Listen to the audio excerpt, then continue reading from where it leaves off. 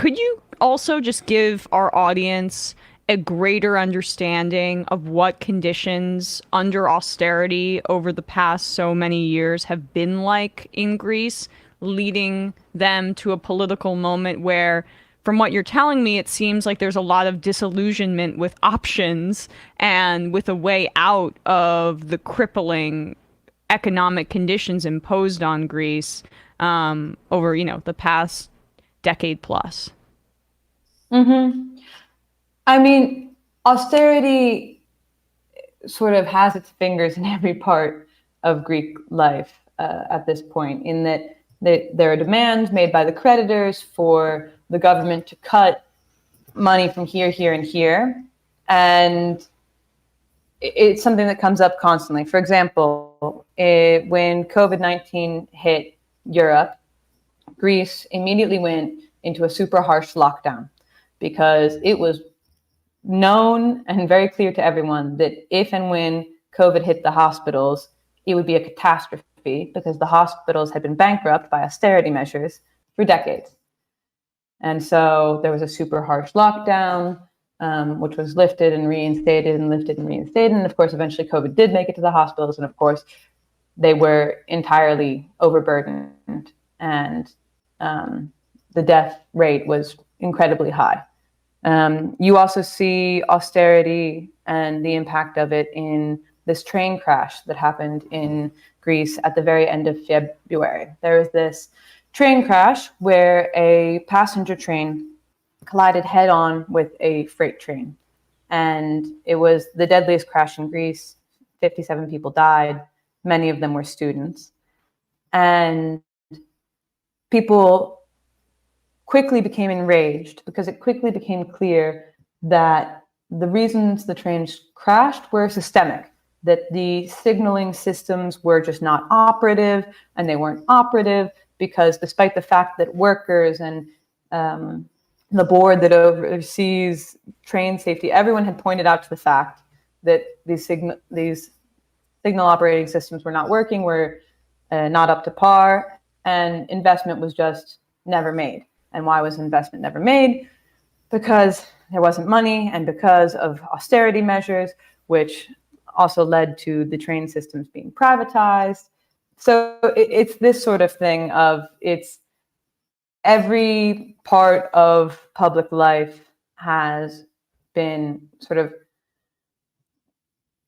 dictated and controlled by austerity. And it seems that every crisis that happens has some impact, or some of it is dictated at least partially by the fact that things are underfunded, and then there's a corruption that comes from austerity measures. I mean, I could go on. There was also fires a few years ago on this island of Evia, and it was the fires raged and burnt like a third of the island.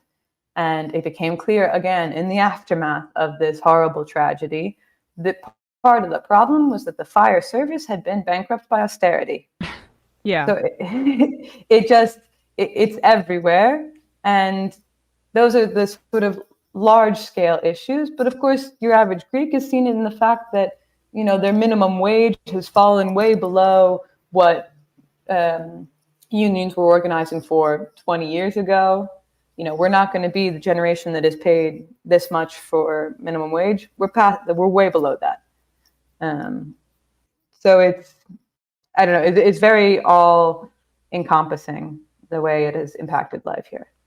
Yeah, I mean, that makes a lot of sense. And I'm just then want to return back to, the Syriza party and their election in 2015 and the disillusionment that followed. What did not happen and what did happen that led the party that was kind of a bit of a backlash, if I can characterize that accurately, to some of these measures, to caving a little bit to the push for privatization and austerity in a way that might make Greek voters completely just numb to the idea of political change in this way? I think it's more, it's an issue sort of trust being broken, in that since the 70s, when Greece got out of a dictatorship and Greek democracy as we have it now began, there were two main parties that went back and forth, and the crisis came, and it was seen as the symptom of cronyism and nepotism on top of all the other issues that brought, the worldwide economic downturn. And so Syriza was this moment of hope. There were a lot of comparisons with Obama at the time of this like change and something super different for Greece, and someone that was, a populist and speaking to what people needed and wanted to hear. And for this Jacobin article, I spoke to this academic, Helena Sheehan. She wrote a book called The Syriza Wave, Surging and Crashing with the Greek Left. She was a big Syriza supporter. And she explained to me that she views this disillusionment and this heartbreak on a systemic level through a more Marxist lens of Syriza was unable to maintain the promises they made because of the international banking systems and the creditors that were making certain demands, and that it wasn't just that promises were broken by individuals, but that it was this global system really trying hard to not let Syriza get a foothold in. And she makes a comparison to the way she sees that Syriza had this name and this notoriety even beyond Greece, right? There was also, Podemos, the Spanish leftist party, were coming to Syriza rallies in 2015. They were seen as this sort of new leftist order in Europe, at least. And again, Sheehan argued to me that this was very scary and needed to be crushed. I think some Greeks I talk to see it that way. Some don't see it so systemically. They see the internal Greek nepotism and the way promises were made and broken in order for Syriza to remain in power, and how, of course, really beautiful rhetoric that we're going to get ourselves out of this crisis, but then at the end of the day, you're still a politician.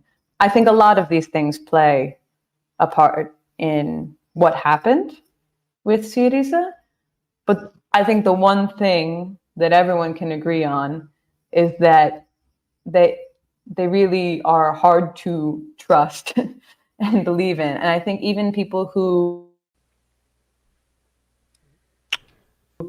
voted for Syriza, it wasn't with an enthusiasm or a belief that they were going to bring a change. It was more, okay, they're trying to do this pluralist leftist approach of forming coalitions. They're the best option that we have.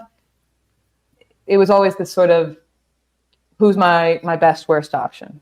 Right. And that's not always the best, most effective route to actually gaining power, just to say, to say the least, honestly.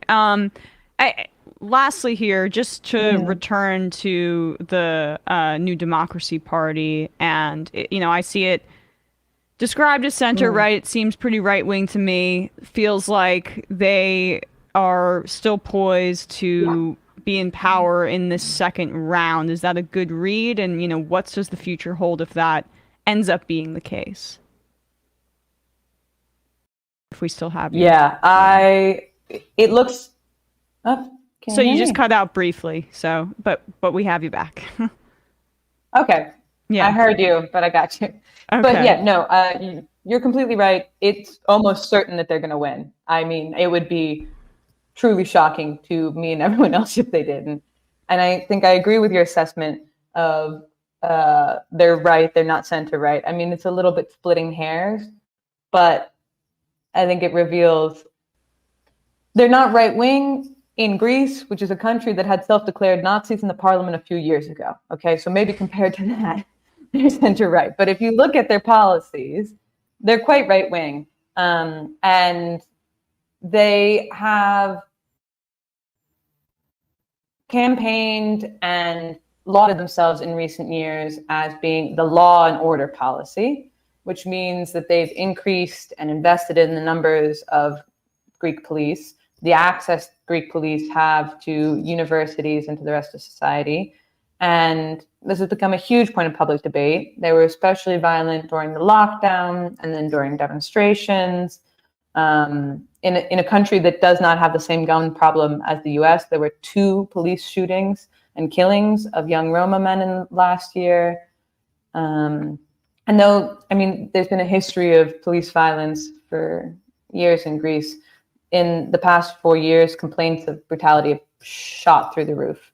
And this is something that New Democracy really puts their stamp on of, we are going to continue to increase the police force. This is how we're going to bring law and order and normality to Greece. They also have a very right-wing, very specific anti-immigration policy, vocally anti-immigration. They have pledged to build and lengthen the border fence to cover entirely Greece's land border. At one point, there was a proposal to build a fence in the sea so that migrants could not come over. And more than anything, I think what people see from Greece now is, though the government has denied it, it has been proven time and time and time again by every single journalistic outlet that Greece is illegally pushing back migrants who are trying to come seek asylum in Europe, and in incredibly more violent and systemic ways. I mean, just before this last election, there was a New York Times investigation with a video of an entire pushback, which is a violation of Greek law, of European law, of the Geneva Convention. I've written pieces where I know people who have been trying to get to Greece to seek asylum have been pushed back 10 times. So this is something also that both vocally and tacitly is a real cornerstone of the New Democracy platform. And of course, I mean, sorry, go ahead. No, it's okay. I just want to, I mean, for me, it's just, it's so important to point out how this is a part of larger right-wing movements in Europe in general. You're seeing it in Italy. That was the major platform plank there that led to the rise of Maloney, and say in Sweden. I mean, we could go down the list, but we're on a little bit of a delay. I didn't mean to cut you off. Continue. No, it's okay. Yeah, sorry for the delay.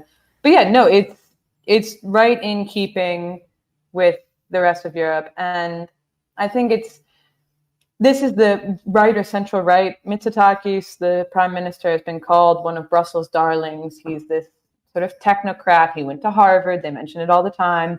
That he has this very polished way of speaking, especially in the rest of Europe. He speaks good English, and he seems as a standard neoliberal reformer. But what we see here at Greece is also just incredibly more and more right-wing crackdowns of all sorts of parts of life, be it, on immigration, be it from the police force. Freedom of the press has plummeted in the past 4 years. It's now the lowest in Europe. So there's quite a few pretty standard right-wing textbook moves we see coming from the New Democracy government. And if they win the second round of elections as handedly as they won the first, they'll get this extra pillow of extra seats in the parliament. They could have a 2/3 majority in the parliament, and that could mean that they could change the constitution in Greece, which could mean all sorts of things. Oh, yeah.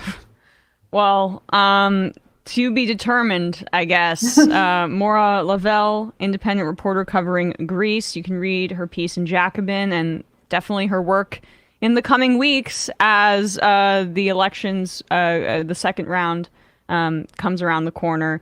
The piece is Greece's election offers little hope for an end to austerity. Moira, thanks so much for your time today. I really appreciate it. Thank you so much. Of course.